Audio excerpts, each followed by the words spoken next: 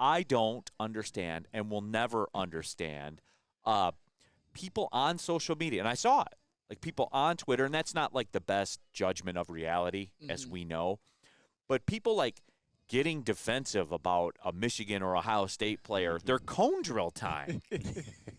Well, I mean, when JJ's is the best amongst all quarterbacks, how can you not get – no, I'm kidding. Give it to me, Flannel. Come on, play into it. No, well, all right. So I don't think the Combine has jumped the shark. I think au contraire, especially with the advent of social media, it's bigger than ever. Whether it should be or shouldn't be, that's a different discussion, but it's certainly big. And one thing to me that's interesting about the Combine, I think it tells a little bit of a story. And here's what I'll say about this.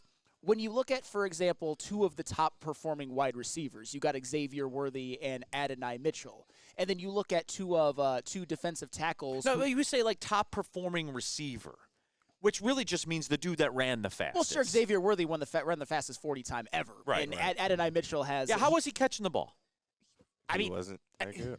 We don't know because we didn't watch. And don't tell me you sat there and watched his receiving drills. No, but you also saw that they were top receivers at Texas. My point is that when you look at those two, and then you look at the defensive side of the ball, you look at Byron Murphy and Tavondre Sweat having good days at the Combine for defensive linemen, you think to yourself, no wonder Texas was so good. And that doesn't even include Jatavion Sanders, their tight end, and they're probably going to have the first running back taken in the draft, Jonathan Brooks, who didn't participate in the Combine due to injury. And then you look at Michigan, as I said before, 18 players. No wonder they were so good because they were so talented. And then I think JJ solidified himself as a first-round pick. You might get Roman Wilson as a first-round pick. Chris Jenkins. I thought he was going number 1 overall.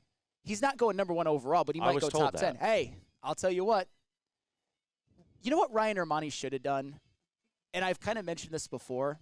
If Ryan Ermanni wanted to say that J.J. McCarthy will end up being the best quarterback from this draft, you have a couple of years to figure that out. Right. He was never going number 1 overall, especially when you have a guy. And but I know. Wait a minute. I was told he was going to New York and was going to be the number 1 overall pick. I was told that. Was I not? He might. I mean, well, he didn't. Lied to. Hey, that's all right. I mean, why would I care? My team got a national championship out of it, so I'm not even mad. Right. Hey, he might go to New York. Why didn't you go to the Combine and cheer on J.J. McCarthy? Well, I can't get into the Combine, but because it doesn't. It's not really like. And when he ran the cone drill, just be like, yeah! No, I am. JJ, let's go! To be fair, I know that I'm the Combine slappy of the two of us, but I do value tape more than that. It's just you see that cone drill?